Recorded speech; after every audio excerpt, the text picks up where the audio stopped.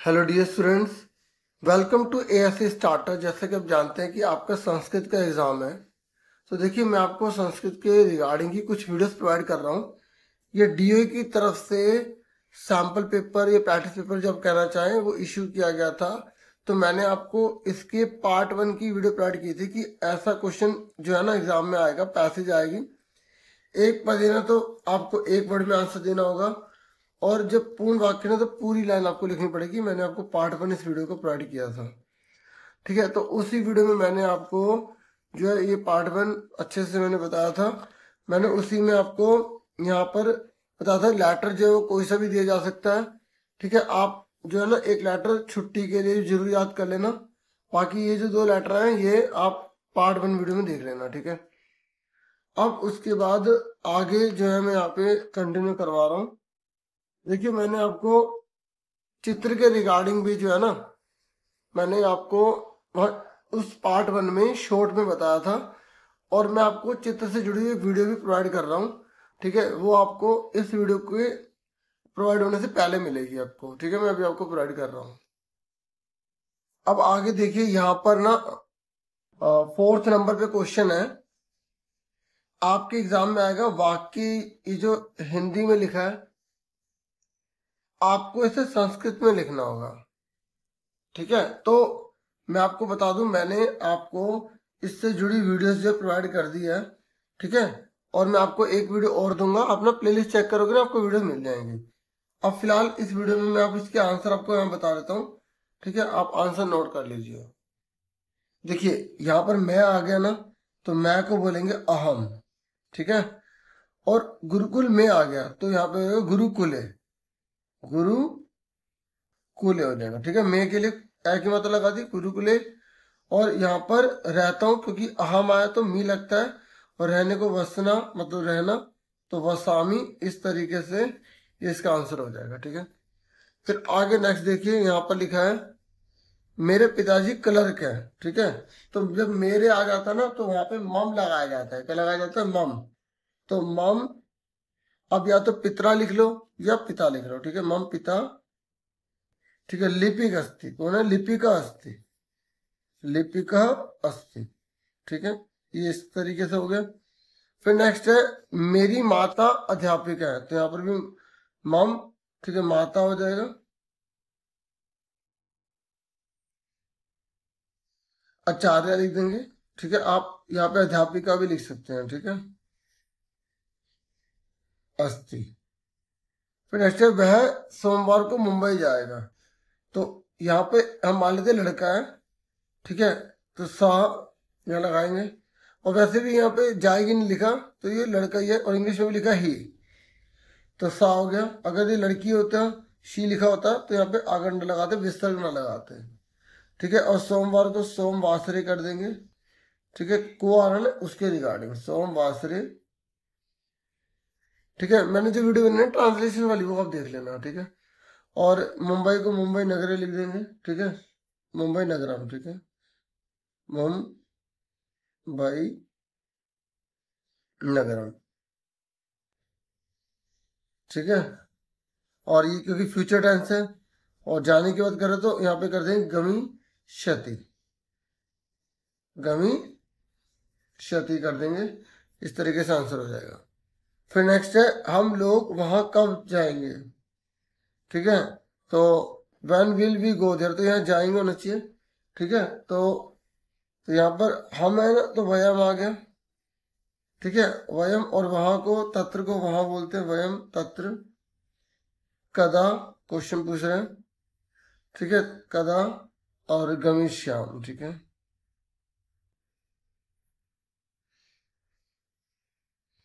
तो फिर question mark लगा देंगे, ठीक है।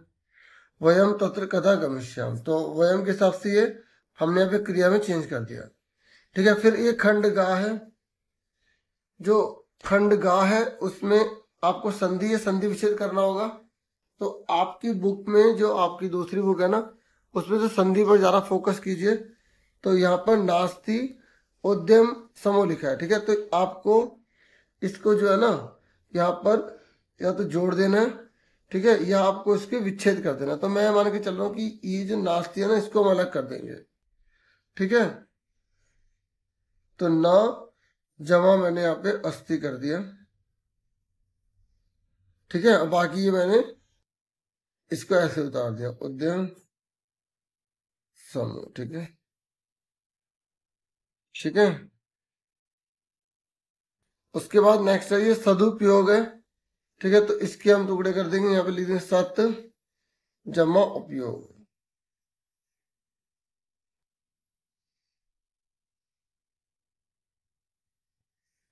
नेक्स्ट है व्याघ्रो अपि। तो यहाँ पर ये जो है ना, ये जो ओ है ये विसर्ग बन जाएगा, व्याघ्र जमा अपि हो जाएगा। तो आपको दीर्घ संधि सारी जितनी संधि उसके टाइप अच्छे से पता होंगे, रूल पता होंगे, तो आप आराम से कर लोगे, ठीक है। यहाँ पे तो मैं आपको करके दिखा रहा हूँ। अब इसको जोड़ेंगे तो ता था दा, जो ता वर्ग होता है उसमें अगर इस तरीके से है तो ये तीसरा नंबर पे हो जाता है, तो ये हो जाएगा का ची, ठीक है। ये इस तरीके से आप ध्यान से देखें, और ये ता जो है दा बन जाएगा, ठीक है। और ई की मात्रा हो जाएगी काची दी, ठीक है, काची दी। उसके बाद ये मिति का मिति उतार देंगे, मिति। फिर नेक्स्ट है ये कह रहा है आपको अथवा है, ठीक है। अगर आप ये नहीं करना चाहते चार तो आप ये कर सकते हैं, ठीक है। तो इसको आपको जोड़ के देखना है, इति जमा उक्तवा, तो ये क्या हो जाएगा, इत्युक्तवा हो जाएगा, इत्युक्तवा, तो यह बन जाएगा, ठीक है। और इत्युक्तवा आधा का अर्वा, ठीक है। तो ये खल व्यतत है, तो ये हम इसको क्या करेंगे,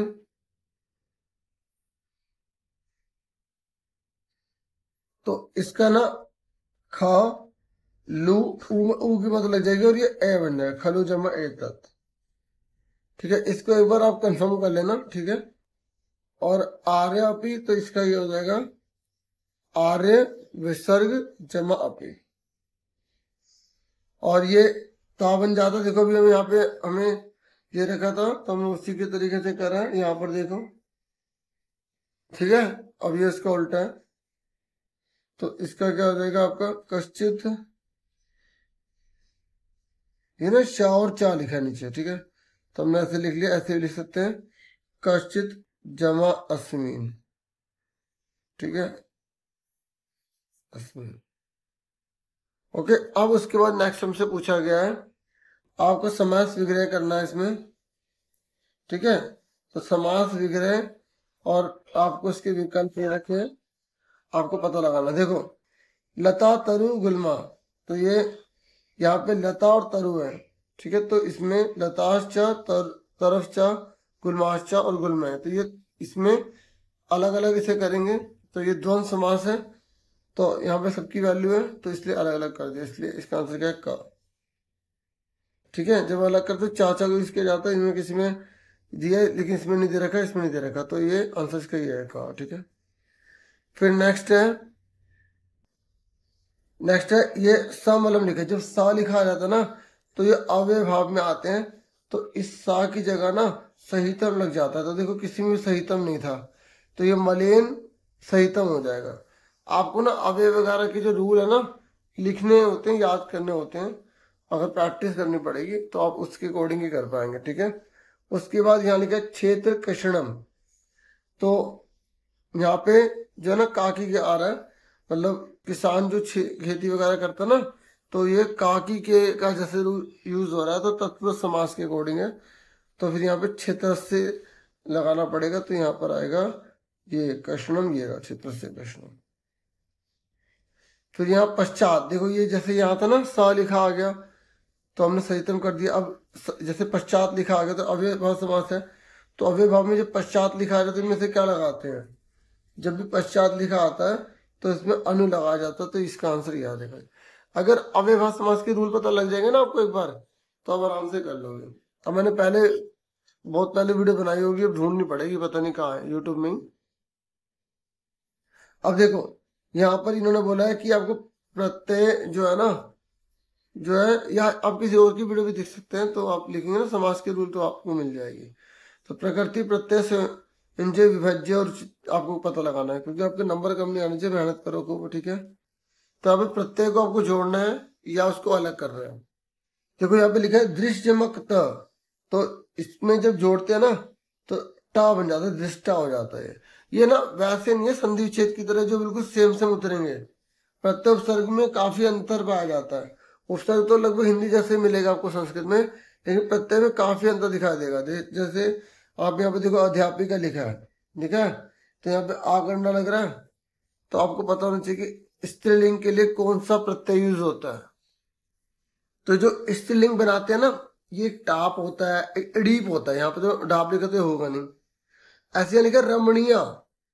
तो रमणीय जो है यहाँ पर आपको पता लगाना है कि इनमें से कौन सा प्रत्यय होगा। देखो संस्कृत में ये प्रत्यय नहीं होते, ये प्रत्यय नहीं होता, ये होता है। अगर आपको ये भी पता होगा ना कौन कौन से प्रत्यय है, तब भी आप आराम से कर लोगे। अब आपको कैसे यहाँ पे भी रमणीय है, यहाँ पर भी रमणीय है, तो यहाँ पर क्या होगा आपको ये देखना पड़ेगा ना कि ये किस रेफरेंस में यूज किया गया है, ठीक है। तो देखो ये है नहीं, ये भी नहीं है, इसमें यही लेंगे हम, स्त्रीलिंग के रूप में लेंगे इसमें, ठीक है। तो इस तरीके से फिर यहाँ पर इन्होंने बोला है कि आपको वाच्य के अनुसार उचित पद भरना है। यहाँ पे वाच्य भरने, वाच्य पता है जैसे इंग्लिश में एक्टिव पैसिव होती है, उसी के अनुसार। तो यहाँ पर प्रियंका कह रही रोहिता डैश किम पठती, देखो सी आ गया, और जब सी आएगा तो वहां पर क्या लगाते हैं, तो हम लगाते हैं। ये तो आपको पता होना चाहिए, पढ़ती पढ़ पढ़ंती, पढ़ती पढ़ पढ़त, है ना। तो आपको पता ना बीच में सी लग रहा है तो वो यू के लिए लगता है, तो उसके रिगार्डिंग एक सर्वनाम टेबल बनाई होगी मैंने, वो भी अब देख लेना। तो आप सर्वनाम टेबल AS से स्टार्टर लिखोगे ना, शॉर्ट वीडियो आ जाएगी, उसमें आपको हेल्प मिल जाएगी ये किस तरीके से किए जाते हैं।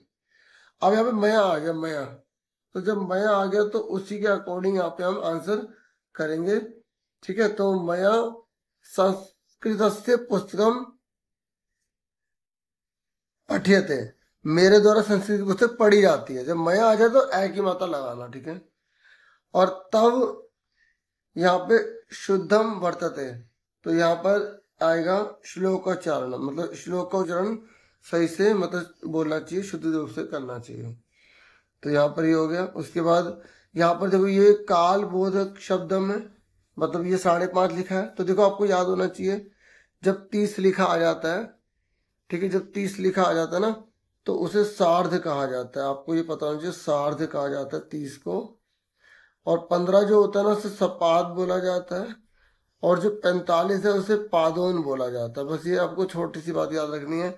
अब यहाँ पे 30 लिखा आ गया तो सार्ध ये लिखा, आंसर आ गया। सार्ध पंचवादन मतलब 5.5 बज रहे हैं। 45 लिखा आ गया तो 45 के लिए पादोन है, तो पादोन ढूंढ लो, ये रहा पादोन। अब दोनों में से देखना है कौन सा है। हिंदी में क्या बोलेंगे इसे, 6:45, तो 6:45 ये है, ये 6:45 थोड़ी बज रहे हैं। 6:45 को तो 6:45 लिखते हैं ना, तो बस इस चीज का ध्यान रखना है आपको, ठीक है। उसके बाद नेक्स्ट है 9:15, तो 15 को क्या बोलते हैं, यहाँ पे मैंने बता दिया सपाद बोलते हैं, तो सपाद नववादने आ जाएगा, ठीक है। देखो फिर 9:15 आ गया, सेम चीज आ गई, तो सपाद नववादने आ गया। देखिए 10th क्वेश्चन पर आ जाइए। यहाँ पे इन्होंने अव्यय बोला है। अव्यय वो होते हैं जो किसी भी लिंग वचन के साथ लगाए जा सकते हैं, जैसे लड़का या लड़की के साथ लगाए जाते हैं, तो बदलते नहीं है। तो यहाँ पर लिखा है डैश अवकाश भविष्यति, देखो भविष्यति आ गया, फ्यूचर टेंस की बात कर रहा है।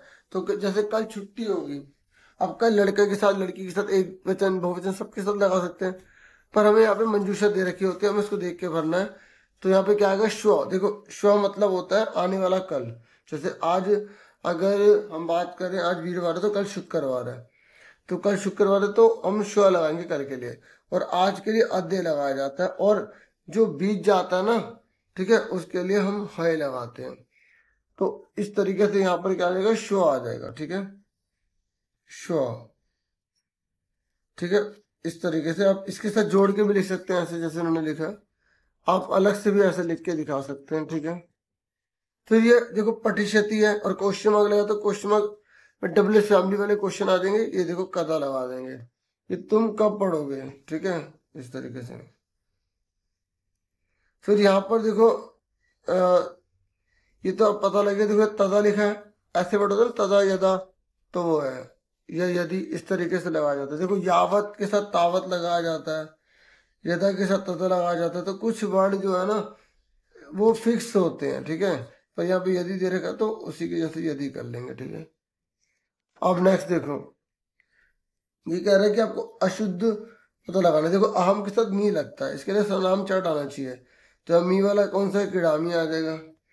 ठीक है, उसके बाद जो है अगर हम नेक्स्ट देखें, यहाँ पे लिखा सिंह भयंकर वन निवसती, तो ये तो मैंने बोल ही दिया भयंकर है। ठीक है, तो इसमें ये आ जाएगा का आंसर। फिर सा भोजन कुरु, ठीक है, तो ये कुरु के सेंटेंस के अकॉर्डिंग हमें लगाना पड़ेगा कि तुम करो। ठीक है ना, तो वह तो कुरु के अकॉर्डिंग हमने तमन लगा दिया। ठीक है, फिर आपकी बुक में से ये आएंगे क्वेश्चन, एक पदेन है तो एक वर्ड में लिखने हैं, पूर्ण वाक्य में तो पूरी लाइन आपको लिखनी है। ये तो आपकी बुक से आप आराम से देख लो बस। ठीक है, मैं इसको सॉल्व नहीं करवा रहा। ठीक है, और यहाँ पे बस इतना हम यहाँ पे कर लेंगे कि जो इसका ग्रामर का पोर्शन है ना, आगे जो बचा कुचा है वो कर लेते हैं। ठीक है, देखिए जैसे यहाँ पर अब देखो एक पद है ना, तो एक वर्ड में आंसर ढूंढ लोगे आप। ठीक है, और पूर्ण वाक्य में पूर्ण, तो यथा निर्देशन वाले जो क्वेश्चन है ना, ये आपको कैसे करना है। देखो जो बोला गया इसने बोला वस्ती स्वा में ये जो क्रिया है ना, इसमें आपको कर्तृपद बताना है। तो देखो पता है कैसे बताते हैं, वस्ती स्वा ढूंढो आप, इसमें क्या लिखा है, ये लिखा। तो यहाँ पर कौन रहता था, तत्र राज सिंह नाम राजपुत्र, राज सिंह नाम का ही राजपुत्र रहता था, तो राज सिंह हो गया। तो इसका आंसर आप राज सिंह कर दोगे, राज सिंह लिखते होगे यहाँ पे। ठीक है, और यहाँ बोला कि इस पूरे में इन दोनों में यहाँ पर विशेषण कौन सा है, तो जंगल कैसा है, गहन है, तो यहाँ पे गहन आ जाएगा। ठीक है, विशेषण आगे वाला होता है, विशेष पीछे वाला होता है। ये चीज बार बार पूछता रहता है घुमा घुमा के। ठीक है, ऐसी यहाँ पर अगर ये नहीं करना तो आप ये कर सकते हो। ठीक है, फिर ऐसी ये दोहा वगैरह आएंगे। अगर अपने चैप्टर अच्छे से पढ़ रखे ना, तो आप एक पद का आंसर अपने आप बिना इसमें ढूंढे आप बता दोगे। ठीक है, मेरे पास सुन रहे हो, जैसे इन्हें बोला है भृंशम दूषितम अस्ति, ये लिखा है, कट गया। तो एक पद ने तो एक वर्ड क्या गया, वायुमंडलम, वायुमंडल तो दूषित कर रहे हैं हम, है ना। तो ऐसे सारे करने हैं। अब यहाँ पर देखो चेतन, ये क्या होती है, एक तरह से ग्रामर होती है। ये कह रहे इसमें विशेषण कौन सा है, तो जल कैसा, निर्मल है, साफ सुथरा है, तो निर्मल इसका आंसर आ गया, निर्मलम। फिर यहाँ पर बोल रहा है कि निर्मलम का विलोम शब्द क्या होगा, निर्मलम मतलब साफ सुथरा और दूषित मतलब गंदा, तो दूषित आ जाएगा, दूषितम। ठीक है, इस तरीके से ना जो पूछा है ना वो आपको करना होगा। और अगर ये दो नहीं करोगे तो ये आप दो करोगे, दोनों में से ऐसे, ये नहीं कि एक हिस्सा कर दिया एक हिस्सा कर दिया, ऐसे नहीं होगा। या तो ये दोनों करो या ये दोनों करो। ठीक है, और क्रिया जो होती है वो लास्ट में होती है। ठीक है, परमेश्वर शब्द जो होते हैं उसके सेम मीनिंग आपको बताना पड़ता है। तो एक ऐसे नाटक में से आएगा, तो वो तीन आती है पैसेज, एक कहानी वाले में से, एक जो दोहे वगैरह में से, और एक जो नाटक होता है उसमें से आएगा। तो नाटक वाले में से एक ही आपके चैप्टर है राम जी का, लव जी का, तो आप वो अच्छे से पढ़ के फिर इसके आंसर से कीजिएगा। ठीक है, एक पद एक वर्ड में देना, इसी वजह से ढूंढना है। बस अगर आपने लेसन पढ़ा होगा तब आप आसानी से कर पाओगे। ठीक है, फिर उसके बाद नेक्स्ट है ये प्रश्न निर्माण है। तो जैसे अगर आपको इसकी हिंदी समझ आएगी ना तो आप आराम से, जैसे छात्रान है, कई बार लास्ट से हिंट मिल जाते हैं, छात्रान तो ये हो गया कान।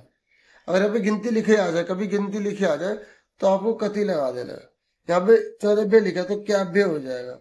कई बार कुछ तो हमें हिंट मिल जाती है, जैसे आधा सौ ये लिखा तो कस्से हो गया। ठीक है, बाकी हिंदी समझ में आ गई तो और अच्छी बात है, फिर तो आप क्वेश्चन बना ही लोगे कि इसका मतलब क्या है। ठीक है, ऐसे मानवय का क्या हो गया, यहाँ पे यहाँ से आ गया तो कस्से हो गया। ये तो सिंपल सिंपल ही दे रखे थे यहाँ पर। ठीक है, बाकी आप अच्छे से करिए, बुक में से और प्रैक्टिस कीजिए। 16 क्वेश्चन ना अनवे बहुत इजी होता है डियर। ठीक है, इस क्वेश्चन में ना आपको क्या करना है, ये एक तरह से काटने वाला है। जैसे ही से ही कट गया, शरीर से अगर ये कट गया, अगर आपने चैप्टर पढ़ा है तो आप आराम से कर लोगे, फिर भी मैं बाकी बताता हूँ। जैसे अब इसमें ये कट गया तो इसमें बच्चे कौन सा है, मनुष्य नाम। अब चेक करो, इसे मंजूषा में लिखा है, हाँ, तो पहले ये आ गया मनुष्य नाम। फिर महान से महान काटो, ये कट गया। फिर यहाँ पे कॉपी है नहीं है, ब्रैकेट लिखा तो नहीं होगा। वर्तते लिखा है तो यहाँ पर वर्तते नहीं लिखा। ठीक है, फिर ये लिखा है उद्यम सम, ये लिखा उद्यम सम, ये लिखा। तो अब देखो बचा कौन सा है, यहाँ पे रिपु बचा, देखो रिपु इसके अंदर लिखा है। ठीक है, रिपु लिखा हुआ है इसके अंदर। ठीक है, तो लिखा है तो ये हम इसके अंदर रिपु लिख देंगे। फिर ये नास्ती, ये लिखा नास्ती, ये मिल गया। है ना। ये अब यहाँ पर इसके आसपास कौन सा बचा है पहले देख लो, काट लो। यहाँ से यह कट गया, कितना से कितना कट गया, बंदूम बचा और ये बचा, तो बंदूम इसमें लिख देंगे। और ना, और ये नाव सिद्धति ये बचा, यहाँ लिख दिया। ठीक है, इस तरीके से पहले में कौन आ गया, ये आ गया, दूसरे में ये आ गया, तीसरे में आ गया, चौथे में आ गया, लास्ट वाला बचा तो वही सेम वही आंसर है। ये संस्कृत की जो बुक है उसमें आपको भावार्थ होते हैं, ये करो या ये करो, देखो ये आसान होता है, ये आराम से कर लोगे आप। ठीक है, इसमें थोड़ा सा हो सकता है कि आपको थोड़ा सोचना पड़ जाए। बाकी इसमें मंजूषा दे रखी है, मैं इसमें आपको आंसर बता देता हूँ। इसमें मृगा मिल गया, देखो इसमें लिख ही रहा है, कुछ हिंट मिल जाती है। ठीक है, और दूसरे में ये है, तीसरे में मूर्खा है, इसी के जैसे था। ठीक है, और जैसे पहले जो पता लग रहा है उसके हिसाब से कर सकते हैं। ठीक है, तो बच्चा चौथे में आ गए। फिर ये ना कहानी है। ठीक है, तो इसको उल्टी सीधी हमें देखकर यहाँ पे हमसे पूछा जाएगा कि आपको इसे सीधी करके बतानी है। ठीक है, तो मैं यहाँ पे आपको बताने जा रहा हूँ। ठीक है, तो आप फटाफट इसको समझ लो। ठीक है, मैं आपको यहाँ पे हिंदी इसकी बता देता हूँ। ठीक है, देखो यहाँ पर ना आपने चैप्टर से पढ़ा भी हो ना, तब आपने बहुत ज्यादा प्रैक्टिस किया तब आप कर पाओगे। तो उसकी पत्नी जो बुद्धिमती है वो दोनों पुत्रों के साथ पिता के गृह के प्रति चल रही थी, पिता के घर जा रही थी, ये पहली लाइन आएगी। देखो मैंने इसको सॉल्व करके रख लिया था, तो आप लोग सर आप एकदम कैसे बता रहे हो, तो मैंने सॉल्व कर लिया था, थोड़ा टाइम इस पर लगा था मुझे। ठीक है, फिर मैं आपके लिए लेकर आया हूँ। ठीक है, सेकंड नंबर पर जो है ना, फिर जो ये लाइन आएगी इसमें, यहाँ पर हम देखेंगे यह आएगी, ये कथम एकैकश व्याघ्र भक्षणाय कलहम कुरुथ। उसने कहा एक एक बाघ खाने के लिए किस लिए झगड़ा। ठीक है, तो दूसरे में आएगी, दूसरे लाइन में। फिर ठीक है, उसके बाद तीसरे नंबर पर जो है यहाँ पर जो लाइन आएगी ये वाली आएगी, आय अय में स्ताद वद एव विभज्य भोज्यताम। इसका मतलब यह है कि यह तो एक ही बाघ है। ठीक है, और इसे बांट कर मतलब खा जाओ, भुज्जे कर लो इसको, तो ये तीसरा हो गया। फिर उसके बाद चौथे नंबर पर यहाँ पर जो लाइन है ना, चौथे नंबर पर मैं आपको बता दूं, फोर्थ नंबर पर यहाँ पर जो लाइन है, फिर ये आएगी इसकी फोर्थ नंबर पर लाइन, व्याघ्र भयाकुल चितो नष्ट, मतलब वो डर से बहुत ज्यादा कांप रहा था तो इसलिए वो भाग गया, बाघ जो है वो भाग गया। ठीक है, फिर उसके बाद पांचवें नंबर पर जो है ना, फिर उसको श्रृंगाल दिखाई दिया था। ठीक है, तो कोई धुत जो श्रृंगाल है, गीदड़ है, वो हंसता हुआ कहने लगा। ठीक है, तो ये 5 नंबर पर आएगी लाइन। फिर उसके बाद जो है 6 नंबर पर जो है वो आपकी यहाँ लाइन आएगी, भवाना कुत्ता भयात पलायता, मतलब वो गीदड़ से बोल रहा है कि भाई आप भय से क्यों भाग रहे हैं, क्यों ऐसे जाते। 6 नंबर पे आएगी, 5 नंबर पर। ठीक है, ठीक है, बिल्कुल आराम आराम से बताऊंगा क्योंकि इसमें थोड़ा टाइम लग जाता। ठीक है, उसके बाद अगर हम देखें 7वें नंबर पे, तो 7वें नंबर पर जो है यहाँ पर तो अभी ये बची है हमारी लाइन। ठीक है, तो 7वें नंबर पे ये आएगी कि जो तुम जो है मनुष्य से क्यों डरते हो। ठीक है, ये तो ये आ गई हमारे 7वें नंबर पर। ठीक है, फिर उसके बाद 8वें नंबर पर हमारी कौन सी लाइन बची, कि जो बुद्धिमती थी, ठीक है, उसने अपने आप को किस तरीके से उनसे मुक्त करवा लिया, तो ये हमारी 8वें नंबर की लाइन हो गई। ठीक है, हो सकता है कि ये भी सेम दे दें पर मुश्किल होता है, और आप पुराने जो दे रखे होंगे वो भी प्रैक्टिस कर लेना।